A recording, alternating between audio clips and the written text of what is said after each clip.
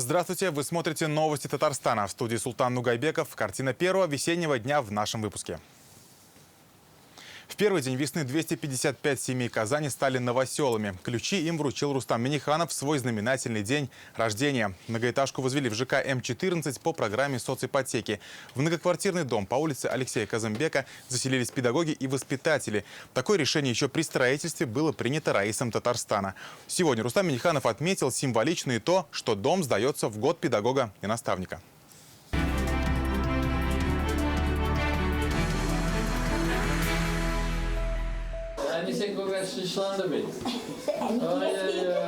Шакуровы сегодня принимают гостей в новой трехкомнатной квартире. Рустам Минниханов лично поздравляет их с новосельем. Интересуется, откуда они родом, чем занимаются, как зовут малышей.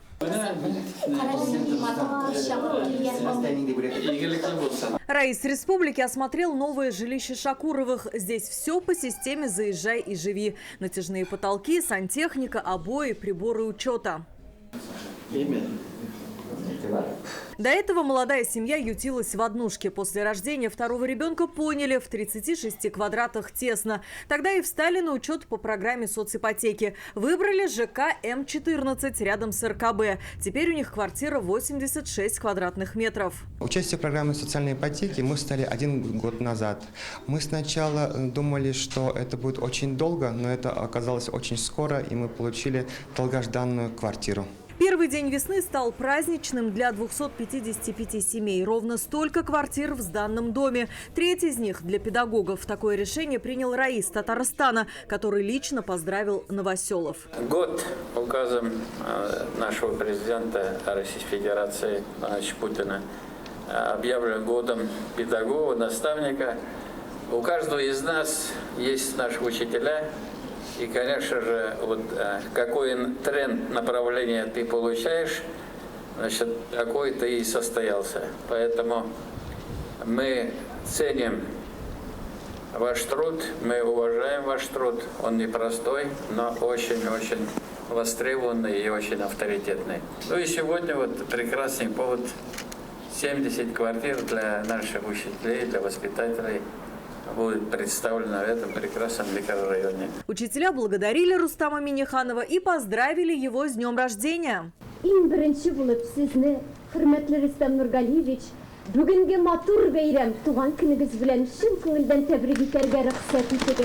Поблагодарив за поздравление, Рустам Минниханов вручил главе Минобра Ильсуру Хадиуллину сертификат на 12 тысяч ноутбуков. В течение недели, 10 дней мы их раздадим школам республики, и учителя, получается, обновляют свои возможности.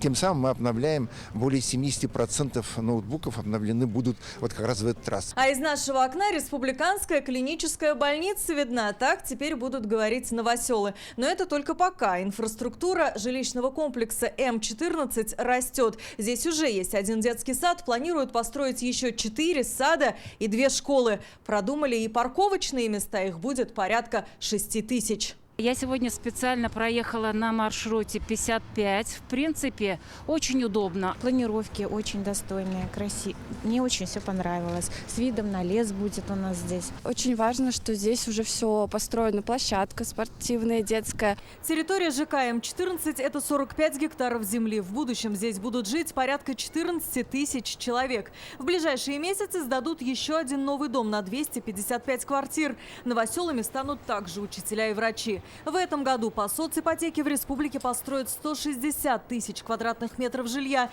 Значит, 3 тысячи семей получат квартиры. Алия Хайрудинова, Рамзиль Гарипов, ТНВ, Казань. Итак, сегодня Рустаму Минниханову исполнилось 66 лет. Вот уже почти 13 из них он возглавляет один из самых передовых, промышленных, инновационных и многонациональных регионов страны.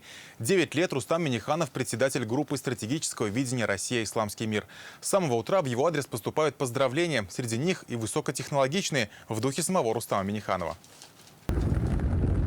Это свежее видео с ночного «Миллениума». Сегодня на вершине просмотров в соцсетях. Между арками буквы «М» появляется образ Рустама Минниханова. На голограмме он машет рукой и говорит свое фирменное приветствие «Исянмесес». Как пишут очевидцы, так оригинально кто-то поздравил Рустама Минниханова с днем его рождения.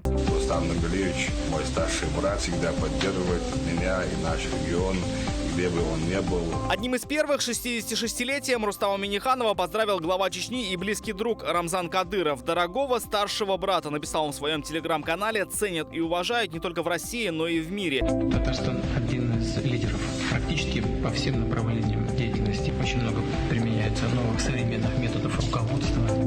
Готов и дальше воплощать наши совместные планы. Сильный регион – это сильная Россия. Поздравляют Рустама Минниханова и татарстанцы. Так, в комментариях к традиционному утреннему фото на площади Свободы видео с поздравлением опубликовал Зеленодольский музыкальный театр. Они записали ролик «С вами и невозможное возможно». Знаешь, с вами невозможное возможно. И нет таких вершин, что взять нам было сложно. Яркий музыкальный подарок для Рустама Минниханова подготовили и татарстанские блогеры. Видео, записанное в самых молодежных местах республики, назвали просто «Хит первого дня весны».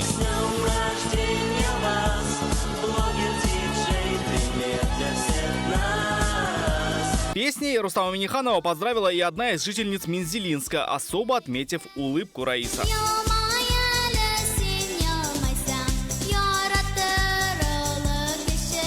По традиции Рустам Минниханов поблагодарил своих подписчиков за теплые пожелания на своих страницах в соцсетях на татарском и русском языках. Дорогие друзья, благодарю вас за ваши поздравления. Всегда с вами. Республика вперед. Спасибо. В соцсетях Рустама Минниханова теплые слова и целые стихотворения от подписчиков, музыкальные произведения и высокотехнологичные подарки. Поздравления, как и сам Рустам Минниханов, разноплановые, но в духе Раисы Республики. Все они сделаны от чистого сердца и с широкой душой. Рамиль Шайдуллин, ТНВ, Казань.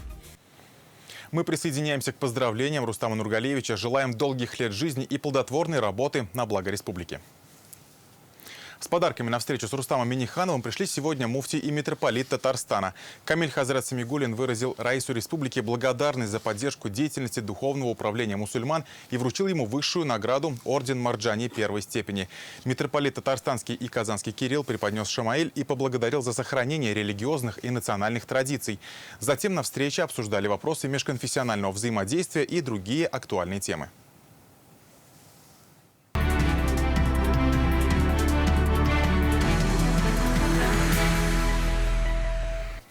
Сегодня в жилом комплексе Салават-Кюпере Казани заработала автоматическая станция контроля загрязнения атмосферного воздуха.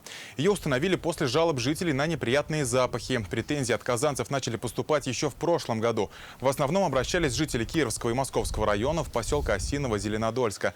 Экологи получили больше 200 таких писем. Все, что мы будем получать на этой станции сейчас в автоматическом режиме с 20-минутным усреднением по веществам, мы, конечно же, в любом случае все данные будем передавать в Росприроднадзор, чтобы у нас сформировалась общая картина. Ну, а учитывая, что все-таки предприятие федерального надзора, чтобы и была сразу оперативная возможность применения каких-то уже административных расследований. В Татарстане рассматривают возможность возведения жилых домов из металлоконструкций. Сегодня в Казани на одной площадке стали производители России и руководители строительных компаний республики. Такая практика уже используется в ряде городов страны – в Москве, Екатеринбурге, Новосибирске. В Татарстане по этой технологии возводили только промышленные объекты. Ежегодно в республике сдается более 3 миллионов квадратных метров жилья. Новая технология позволяет строить дома быстрее. Сейчас в новых экономических условиях рынок России получает новые возможности для производства металлоконструкций. Это капитальное строение, которое рассчитано минимум простоять минимум 50 лет и более, поэтому никаких там к ним послаблений наши СНИПы и ГОСТы не предусматривают. Это, если уже построено, то это капитальное сооружение, которое должен строить долго и на благо жителей этого дома. Производители отмечают главное преимущество таких конструкций в скорости их возведения. Удобство сборки и снижение затрат. Все детали отливаются на заводах, и дома собираются по принципу конструктора. На основе металлических каркасов можно возводить сооружения высотой до 100 этажей. Например, 2 высотки Москва-Сити построены именно таким способом. В России и дома живые давно уже есть. Москва, Екатеринбург, Новосибирск, Кемерово в разных регионах. Ну, просто надо это систематизировать, так сказать, сделать стандартное проектное решение, их запустить через девелоперские компании, чем мы сейчас и занимаемся. И надеемся, что сможет эта технология занять существенную долю рынка, так же, как это показывают лучшие мировые практики Европы, Америки, Японии и прочих стран. Пирамида Френдекс. Ущерб вырос до 300 миллионов рублей. Заочно арестован один из новых фигурантов дела. Детали в материале интернет-газеты «Реальное время». Татарстан должен стать надежным партнером движения первых и активным его участником. Об этом заявил сегодня на итоговой коллегии Минмолодежи Рустам Миниханов. Перед молодыми сейчас стоят новые вызовы, и ключевая роль в этой работе на новое движение. Сейчас важно увлечь молодежь и не допустить появления деструктивных сообществ. О приоритетных направлениях молодежной политики Вероника Гайнудинова. По жилью большая. С направлениями работы молодежи знакомят Рустама Миниханова. Раис республики отмечает, Татарстан один из лидеров по эффективности реализации молодежной политики. По созданной инфраструктуре для молодежи республика занимает первое место в стране. Сейчас важная задача – увлечь ее. Системная работа должна охватить максимальное количество молодых людей. Нашим подростковым клубам, детским лагерям, молодежным центрам, другим объектам следует работать также в направлении профилактики деструктивных проявлений. Такие возможности и уже опыт есть. Если к данной работе приходится подключаться правоохранительным органам, значит, соответствующая работа не была организована. Это вот ответ. Недопустимо, что в республике пытались поднять голову деструктивные сообщества. Для работы с новыми субкультурами и неформальными сообществами Минмолодежи запустит комплексную программу, рассказал министр Ринат Садыков. Сегодня в социальных сетях распространяется информация о новой субкультуре, которая координирует свои действия в онлайне и проводит агрессивные акции в общественных местах. Здесь мы не можем не отреагировать. Работу с деструктивными группами молодежи мы запустим в рамках комплексной программы по работе с неформальными сообществами, через которую значительно усилим включение этой аудитории в позитивную повестку. Как отметил министр, работу с такой молодежью должны усилить совместно с районами и подростковыми клубами. В этом году по республиканской программе 3 таких учреждения откроются в Нурлатском, Ютазинском и Алькеевском районах. Их там не было. Продолжится и ремонт объектов молодежной политики. На реновацию 41 здания в 25 районах выделено почти 3 миллиарда рублей. Актуальная проблема – отток молодежи из сел Татарстана, подчеркнул Рустам Миниханов. Министерство молодежи совместно с Министерством сельского хозяйства, Советом муниципальных образований необходимо подготовить предложение по дальнейшему развитию под программу сельской молодежи. Она вообще пошире должна быть. В этом году увеличится вдвое финансирование программы обеспечения жильем молодых семей и достигнет 100 миллионов рублей. Коллегия Минмолодежи проходит сегодня здесь, в экстрим-парке «Урам». За время работы его посетило уже больше 1 миллиона человек. А рекорд посещений за день – 130 тысяч. И теперь он может стать федеральным круглогодичным центром развития компетенций молодежи. С просьбой поддержать создание такого центра Ринат Садыков обратился к заместителю руководителя Росмолодежи Дамиру Фаттахову. Новые возможности для молодежи даст и движение первых. Задача от Рустама Миниханова. Татарстан должен стать активным его участником. Вероника Гайнудинова, Данил Филатов, ТНВ, Казань. Почему стихийные свалки угрожают флоре и фауне республики? Почему планируют переиздать Красную книгу Татарстана? Какой ущерб природе нанесли браконьеры? Итоги минувшего года сегодня подвел Госкомитет по биоресурсам. Животный мир пополняется ценными видами. Так, в республике все больше бьют копытом моралы и пятнистые олени. При этом зарплата инспекторов всего около 18 тысяч рублей. Увольняется каждый третий. Как собираются решать эти вопросы, репортаж Дмитрия Аренина. Фауна Татарстана – одна из самых разнообразных в стране. В ней обитают более 400 видов. 5-я часть животных имеет ценность для охоты. По итогам минувшего года совокупная стоимость охотничьих ресурсов республики увеличилась на 5-ю часть и превысила 2,5 миллиарда рублей. Такой рост произошел благодаря 2 новым для республики видам животных – моралам и пятнистым оленям. Их уже более 600 особей. Напомним, этих животных 5 лет назад завезли в республику из Алтая. Программа стартовала под патронажем Рустама Миниханова. Те задачи, которые мы ставили еще 5 лет назад по наполнению фауны республики новыми охотничьими видами животных, постепенно решаются. Считаю, что в ближайшие 10 лет необходимо довести численность моралов естественно, среди обитания до численности, позволяющей организовать их широкое использование. В республике увеличивается численность и других ценных животных – лосей, косуль, зайцев, русаков, серых куропаток. Как итог, за 5 лет количество выдаваемых разрешений на охоту дичи в Татарстане увеличилось на 45%. В текущем году ждем положительных результатов от охотничьего сообщества в части внедрения электронной жеребьевки на право получения разрешений на добычу ценных видов животных, а также долгожданное мобильное приложение. По фактам браконьерства в угодьях Татарстана в минувшем году возбудили 84 уголовных дела. Более 600 человек привлечены к административной ответственности. Из водоемов достали более 6000 браконьерских орудий улова. Предотвращенный ущерб составил 135 миллионов рублей. Возбуждено 148 уголовных дел. При этом работу Госкомитета по биоресурсам осложняет отток кадров. В минувшем году уволился каждый 3-й инспектор. Основная причина, еще раз говорю, высокой нагрузки но я считаю несоизмеримый к труду уровень заработной платы. Сегодня это уровень минимальной оплаты труда 17-18, это уже на руки. Это инспекторский состав, мужчины, учитывая, что ипотеки, кредит, семьи. Уважаемый Руслан Камилович, эта проблема уже не одного года назревает, требует более серьезных решений. Мы подготовим предложение. Одна из ключевых задач – не допускать бешенства диких животных и вспышек африканской чумы свиней. Как отметили, распространению инфекции могут способствовать переполненные мусорные контейнеры и стихийные свалки. Они привлекают диких кабанов и лис. Иногда даже и контейнеры по площадкам подходят для мусора в сельской местности, но и в города уже видим. Здесь обращаем внимание исполкомов. Мы понижаем численность, занимаемся вакцинацией, но в состоянии прилегающих территорий к населенным пунктам должны быть благоустроенным и чистым. Могут укусить тот же самый собак, может укусить, человека может укусить. И через их слюны попадает к человеческому организму. Вот это самое плохое. В 2025 году запланировано переиздание Красной книги Татарстана. В минувшем году в республике появились новые виды краснокнижных животных и выявили новые места их обитания. Сейчас под охраной находится более 600 редких видов. Предстоит большая работа по сохранению и учету биологического разнообразия. Дмитрий Айрин, Адель Мендубаев, ТНВ, Казань. Полуразрушенные улицы, обстрелянные дома, жители, возвращающиеся к мирной жизни. Таким увидел города Луганской Народной Республики фотокорреспондент Татаринформа Михаил Захаров. Свои работы он сегодня представил на выставке, посвященной Донбассу. В служебной командировке Михаил находился с корреспондентом Светланой Беловой всего в 6 километрах от зоны боевых действий. В его объективе и настроение жителей. Они живут без воды, газа и санитарных условий. Как мирная жизнь возвращается в города ЛНР и как Татарстан помогает Лисичанску, можно увидеть на первом этаже Татмедиа. На открытии выставки побывал и руководитель республиканского агентства Айдар Селимгараев.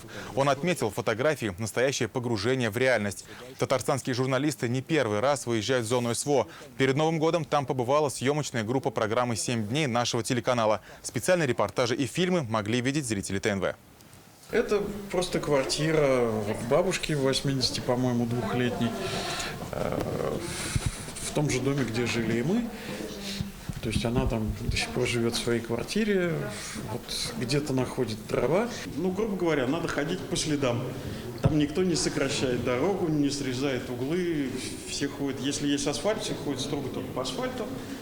Вот и ты тоже там особо ракурс не выберешь. Грамотно сделана фотография, где показана вся трагедия этих боевых действий, которые проходят вот на линии огня, где проживают и мирные жители, да, что состояние страха, состояние борьбы за выживаемость. И это все мы видим в фотовыставке вот Михаила Захарова. Надо, чтобы больше людей видели, знакомились, и что там происходит, и каково это жить в этих условиях. Продолжать будем дальше. Это были все новости к этому часу. Сейчас с прогнозом погоды на завтра вас познакомит моя коллега Диана Асгар. Потом старт плей-офф и главное хоккейное дерби республики. На ледовой арене Казанский Акбарс и Нижнекамский нефтехимик. Прямо сейчас на нашем канале.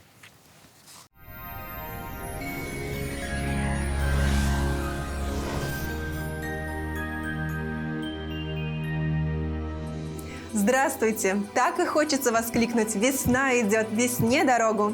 Но пока зима не дает ей шансов. О погоде на предстоящие сутки поговорим в ближайшие минуты. По данным сервиса Яндекс.Погода, в предстоящие сутки синоптическая ситуация мало будет напоминать весеннюю. В Бугульме, Бавлах, Азнакаево температура пониженная, ветер порывистый. Ночью и днем ожидается около 7 градусов мороза с последующим понижением к вечеру. Солнце радует, ветер бодрит, снег наполняет сердце весельем. Так и в набережных Челнах, Нижнекамске и Елабуге местами небольшой снег. Ночью около 9 мороза, днем около 7 градусов со знаком минус. К вечеру до -8.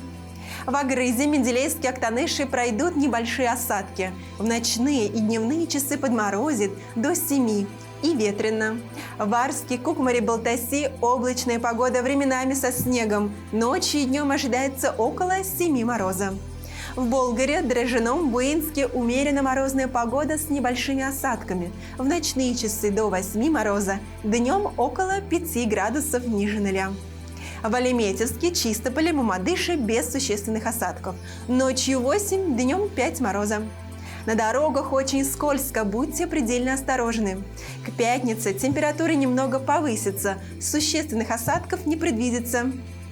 В Казани облачная погода с небольшим снегом. В ночные часы около 7 мороза. Днем ожидается около 5 градусов ниже нуля. С понижением к вечеру. Ветер юго-восточный порывистый. Атмосферное давление 743 миллиметра ртутного столба. Влажность воздуха 81%. Магнитное поле Земли спокойное.